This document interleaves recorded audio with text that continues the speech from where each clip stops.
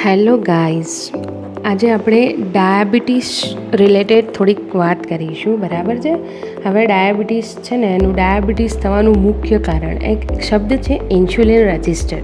જ્યારે આપણે કોઈ વસ્તુ કરતા હોઈએ છીએ, ધારો કે તમે મને સાંભળો છો, હું બોલી રહી છું, એમાં આપણે એનર્જીની જરૂર પડે છે. એનર્જી આપે છે સેલ, એનર્જી એને મળે છે અને એ એનર્જી ગ્લુકોઝમાંથી બને છે અને ગ્લુકોઝ ખાવાથી મળે છે.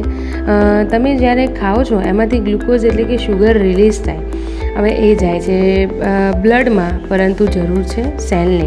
તો બોડીએ આપણને એક કુરિયર સર્વિસ આપી છે અને એ છે ઇન્સ્યુલિન, જે પેનક્રિયાઝ રિલીઝ કરે છે. બરાબર. આ ઇન્સ્યુલિન સર્વિસ કુરિયર જેવું કામ કરે છે કે જે જાય છે બ્લડ પાસે, ત્યાંથી શુગર લે છે અને સેલની અંદર નાખે છે. પણ જો ઇન્સ્યુલિન નહીં હોય તો શુગર સેલની અંદર જઈ શકે નહીં અને બોડી તેનો યુઝ કરી શકતી નથી.